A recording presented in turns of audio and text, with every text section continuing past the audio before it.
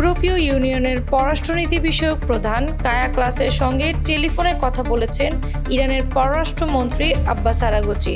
এ সময় তিনি ইউরোপের কয়েকটি দেশের ইরান বিরোধী বিধ্বংসী দৃষ্টিভঙ্গির বিষয়ে ইইউ এর পররাষ্ট্রনীতি বিষয়ক প্রধানকে সতর্ক করে দেন। মঙ্গলবার নিজের টেলিগ্রাম চ্যানেলে দেওয়া এক বিবৃতিতে এ তথ্য জানিয়েছে আব্বাস আরাগচি। টেলিগ্রাম পোস্টে ইসরায়েল ও ইরানের সাম্প্রতিক যুদ্ধে ইউরোপের কিছু দেশের অবস্থানের তীব্র সমালোচনা করেন ইরানের পররাষ্ট্রমন্ত্রী।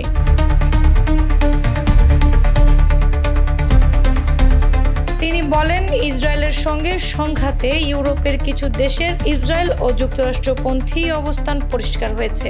ইউরোপের দেশগুলোর এই অবস্থানের সমালোচনা করেন তিনি। তবে এই নির্দিষ্ট করে কোনো দেশের নাম উল্লেখ করেননি ইরানের এই পররাষ্ট্রমন্ত্রী। এর আগে মঙ্গলবার মার্কিন সংবাদ মাধ্যম সিবিএস নিউজকে দেওয়া এক সাক্ষাৎকারে আব্বাস আরাগচি বলেন, ইরানের পারমাণবিক শক্তি ও শান্তিপূর্ণ পারমাণবিক শিল্পকে আরও এগিয়ে নেওয়ার দৃঢ় সংকল্প কেবল সামরিক অগ্রাসনের মাধ্যমে ধ্বংস করা যাবে না।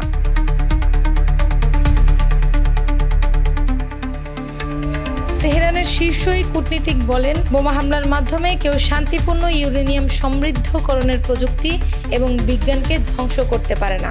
গত 13 জুন বিনা উস্কানিতে ইরানের বিরুদ্ধে যুদ্ধ শুরু করে ইসরায়েলের সামরিক বাহিনী।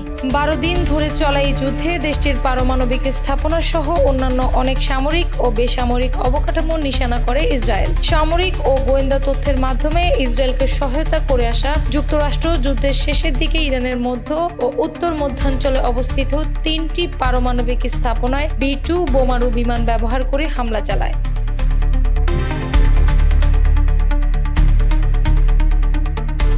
যুক্তরাষ্ট্রের হামলায় ইরানের ফর্দো, নাতাঞ্জ ও ইস্পাহান পারমাণবিক কেন্দ্র পুরোপুরি ধ্বংস হয়েছে বলে দাবি করেছেন মার্কিন president Donald Trump.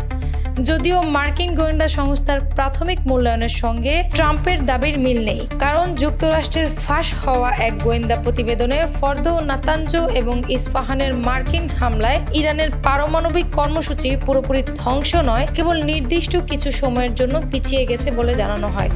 Annie Akter, Bangla বাজার পত্রিকা।